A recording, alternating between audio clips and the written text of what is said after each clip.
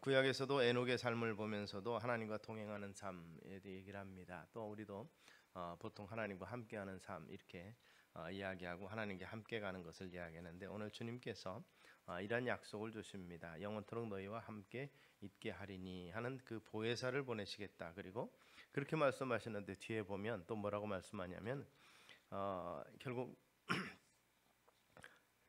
너희 속에 계시는 그분, 그 얘기를 하면서 내가 또 너희와 함께 있겠다 이렇게 약속을 하고 계십니다.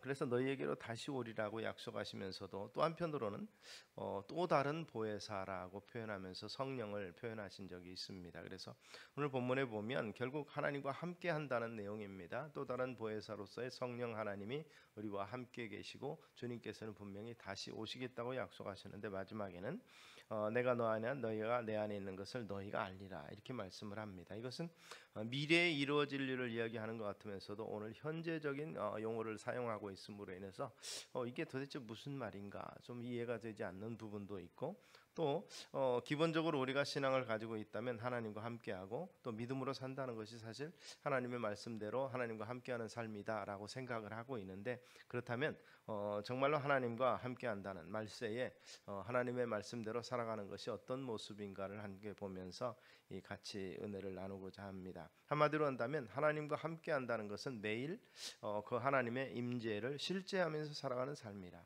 이렇게 표현할 수 있습니다. 즉 하나님의 임재를 실감하면서 살아가는 삶, 이것이 하나님과 함께하는 삶이죠.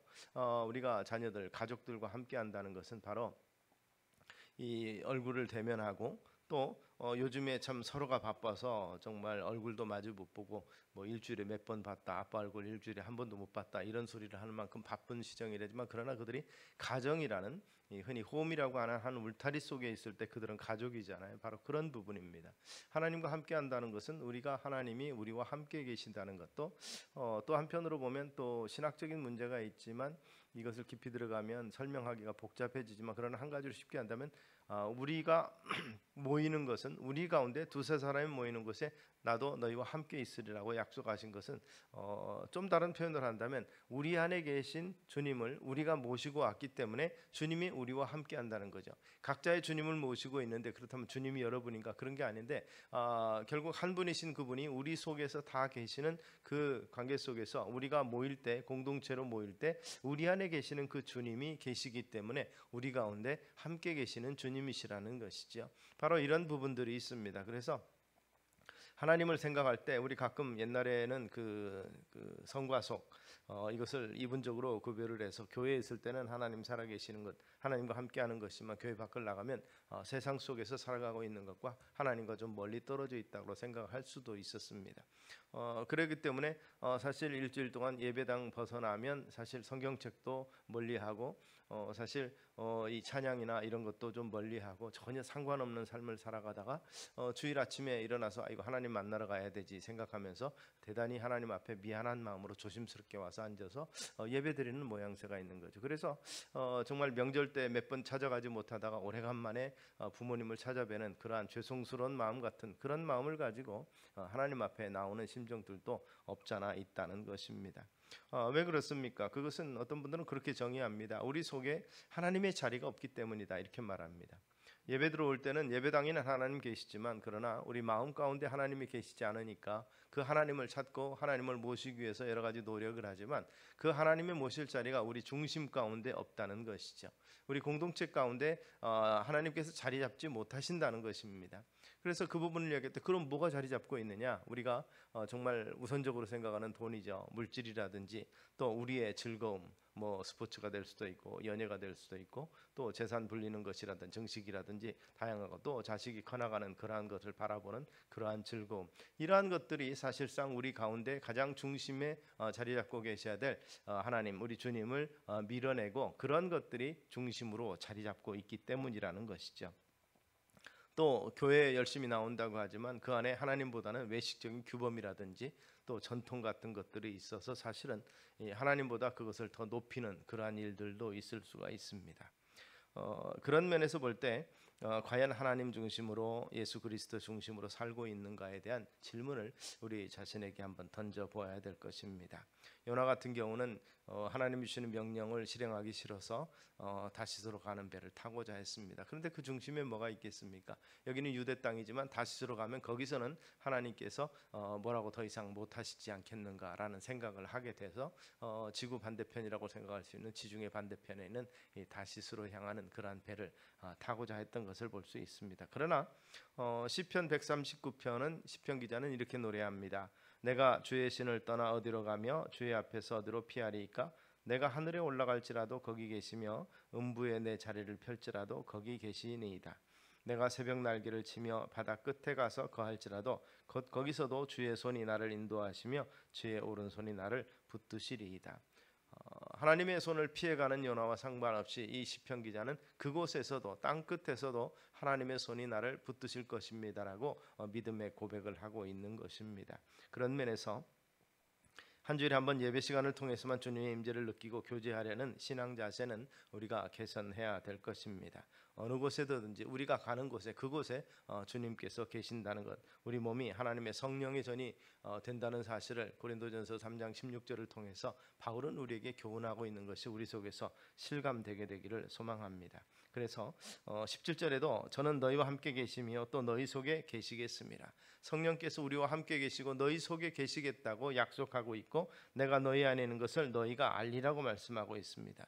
마태복음 28장에도 보면 내가 세상 끝날까지 너희와 항상 함께 있으리라는 임마누엘의 약속을 주셨던 것을 우리가 기억하시기를 바랍니다. 그래서 언제나 항상 우리와 함께 계신다는 것이 주님의 약속이며 이 약속은 언약입니다. 속히 표현하면 그냥 단순한 약속이 아니라 굳게 맺어진 계약 같은 것이라는 것이죠. 그래서 하루 종일 24시간 하나님과 함께 있다는 사실, 하나님의 낯을 피하고 우리가 생각하지 않는다 그래도 성령께서는 계속해서 우리를 바라보면서 또 우리를 향해서 또 근심하시든지 또 기뻐하시든지 둘 가정 중에 하나가 있다는 것을 우리는 기억하시기를 바랍니다.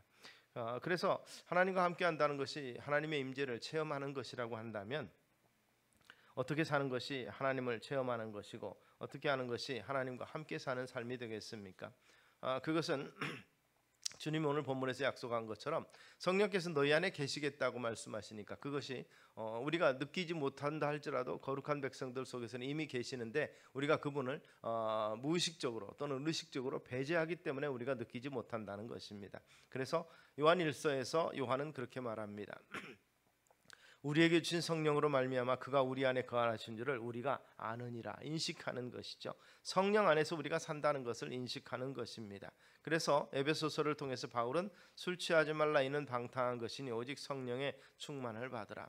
한동안 부흥 운동이 있었고 이런 것 때문에 성령 충만 그러면 갑자기 진동이라는 표현이라든지 아니면 예언을 한다든지 이 은사가 갑자기 나타나는 그런 것들, 뜨겁고 화끄는 것만을 생각하는데 사실은 술 취한 사람이 술로 인해서 결국 우리가 그 균형을 잃고 몸을 가누지 못하는 것처럼 이 성령에 취한다는 것도 바로 그와 같은 것입니다. 내 의지가 아니라 성령의 의지가 나를 주장해서 인도하도록 하는 것이 바로 성령의 취함이라고 생각할 수 있고 성령의 충만받음이라고 생각할 수 있습니다.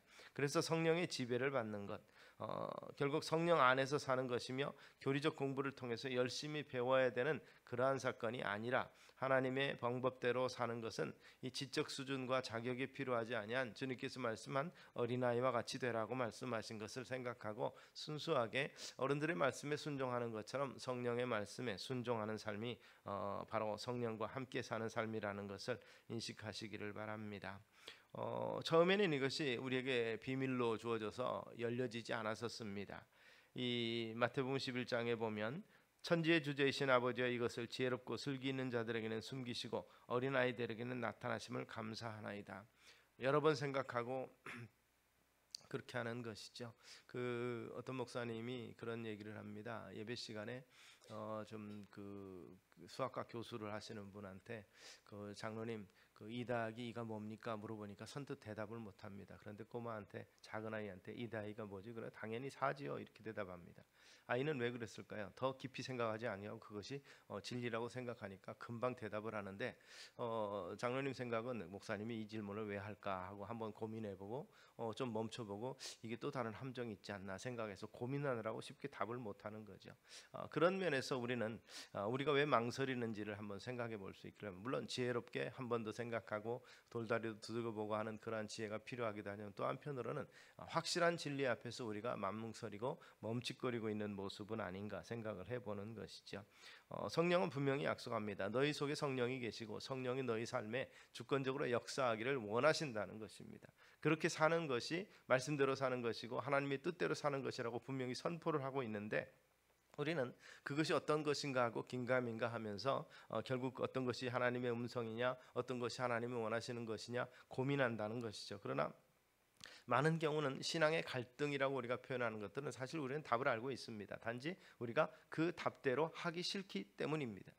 하기 싫을 뿐이라 이렇게 얘기하는 거예요. 그대로 따라가고 말씀대로 순종하고 말씀대로 행하는 것이 불편하고 그렇게 되면 손해가 날 것 같고 그렇게 되면 안 될 것 같으니까 고민하는 것이죠. 그 길로 가기를 안 하고 그 길로 발을 디디기를 원치 아니하는 것이 우리의 갈등의 원인인 경우가 많다는 것입니다. 그래서 성령께서 우리 때문에 근심하신다는 거죠. 하나님의 성령을 근심케 말라 그 안에서 너희가 구속의 날까지 인치심을 받았느니라. 그래서 성령께서는 우리의 결단에 대해서 근심하고 계신다는 것입니다. 말씀을 그대로 있는 대로 어린아이처럼 순종하는 그러한 믿음을 우리에게 요구하시는데 우리가 그렇게 하지 못하니까 문제가 있는 것이죠.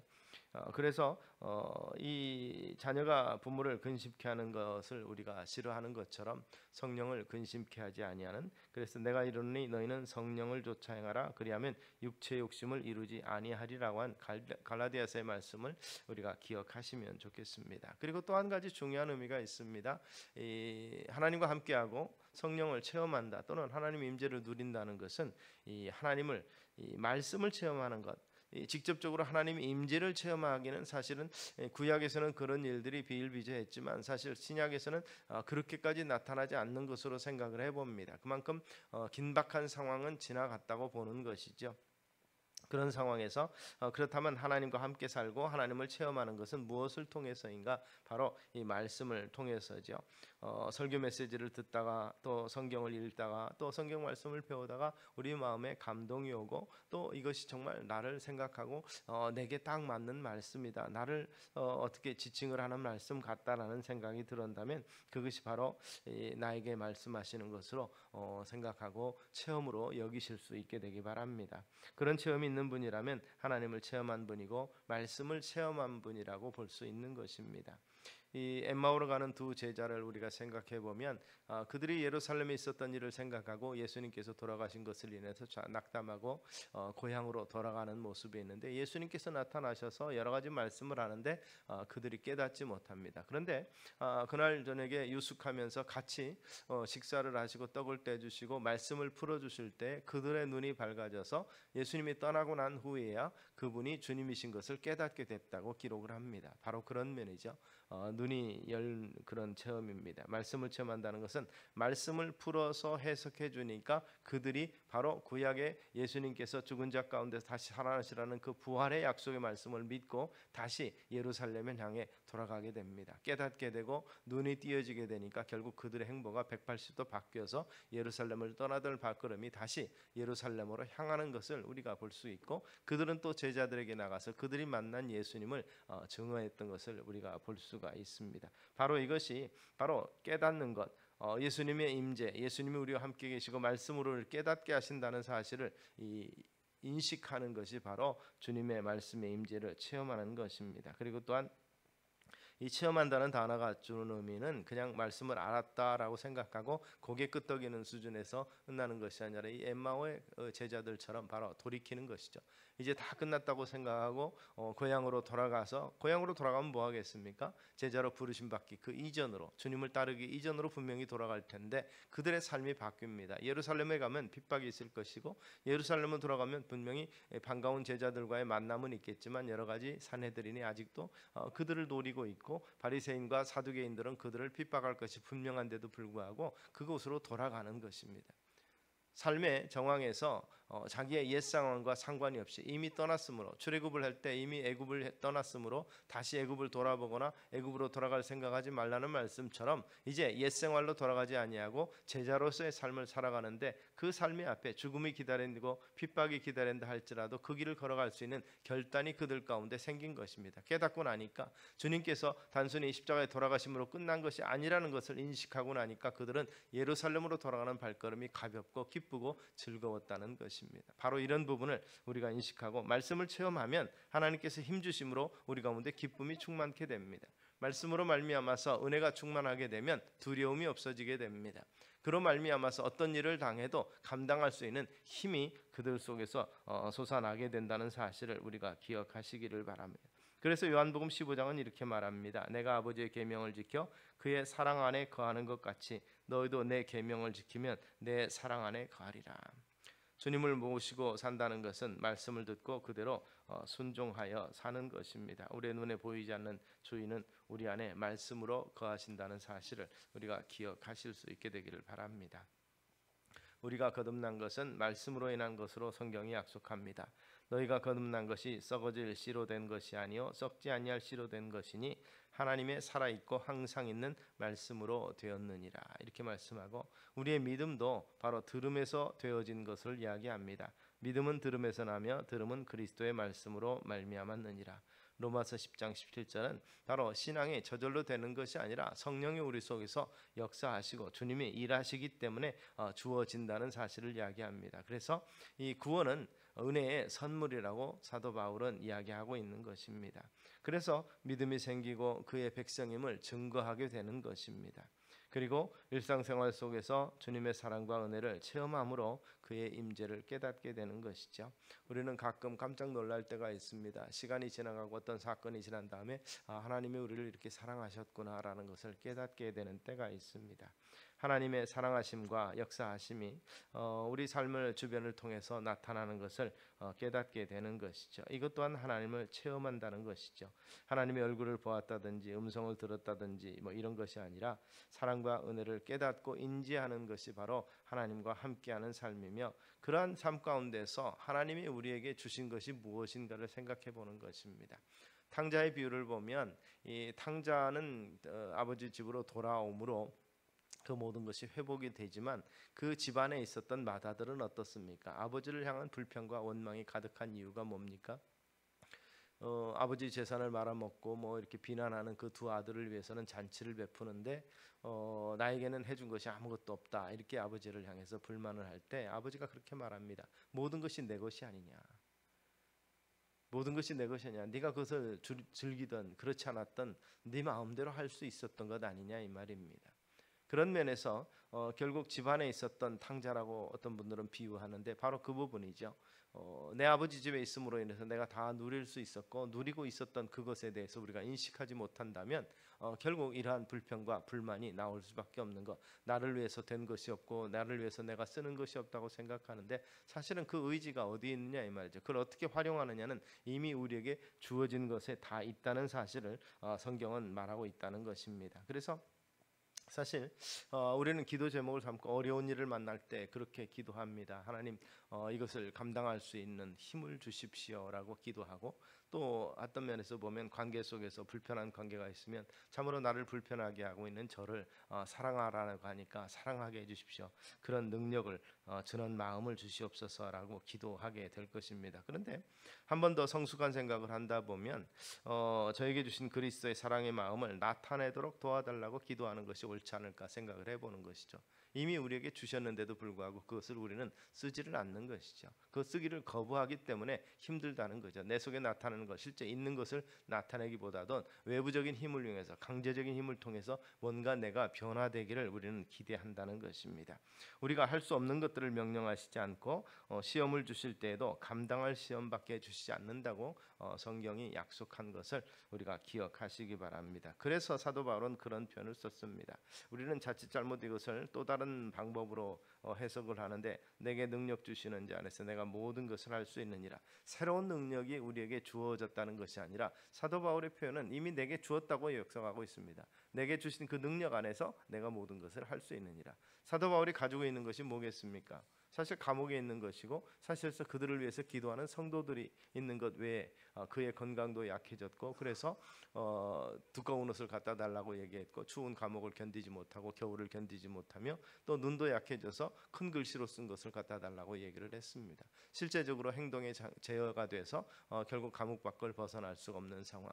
사실 그가 가진 것이 별로 없다고 우리가 생각할 수 있는데, 그는 그 모든 경험 가운데서 내게 있는 모든 것들, 그것은 주님께서 주신 것이고, 또한 능력 주시는 자에서 내가 모든 것을 알 수 있다. 그는 그렇게 고백을 하고 있습니다. 그러면서 나의 나 된 것은 하나님의 은혜로 된 것이라고 말하면서, 내가 모든 사도보다 더 많이 수고한 것은 내가 아니라 오직 나와 함께 하신 하나님의 은혜로 된 것이라. 그의 놀라운 사역의 열매들, 그리고 사람을 세운 일이든지 기사와 이적이 나타난 것든지 황제 앞에서 담대하게 복음을 전한 것이라든지, 이 모든 것들이 다 하나님의 은혜로 된 것이라, 내게 허락하신 은혜 속에서 되어진 일이라고 그는 고백을 하고 있는 것입니다. 주님은 그런 약속을 하십니다. 볼지어다 내가 세상 끝날까지 너희와 항상 함께 있으라고 약속하신 그 약속이 우리와 함께 계시다는 것과, 그 약속의 말씀을 믿고 우리 속에서 역사하시고 말씀하시는 음성에 귀를 기울이시고 그 말씀대로 순종하며 살아가실 때 성령을 체험케 되고, 그 체험하는 삶을 통해서 믿음의 승리가 결과로 나타나게 된다는 것을 늘 기억하시는 우리 성도님들 되시기를 주의 이름으로 축원합니다. 그래서 우리에게 이미 허락하신 바 능력과 이미 허락하신 그 은사를 가정과 교회와 사회를 향해서 나타내도록 힘쓸 수 있는 저와 여러분 되시기를 주의 이름으로 축원합니다. 기도하겠습니다. 살아계신 아버지 하나님, 내게 있는 것 곧 예수 그리스도의 이름으로 일어나 걸으라고 했던 성전 미문에 참으로 걷지 못하던 자들을 치유하던 그러한 베드로와 요한처럼 참으로 우리에게 허락하신 것들을 통해서 우리가 역사할 수 있는 힘을 더하여 주시고, 그 안에서 성령의 역사를 체험하며 하나님의 임재를 누리는 믿음의 삶이 우리 가운데 있게 하여 주시옵소서. 예수님 이름으로 기도드리옵나이다.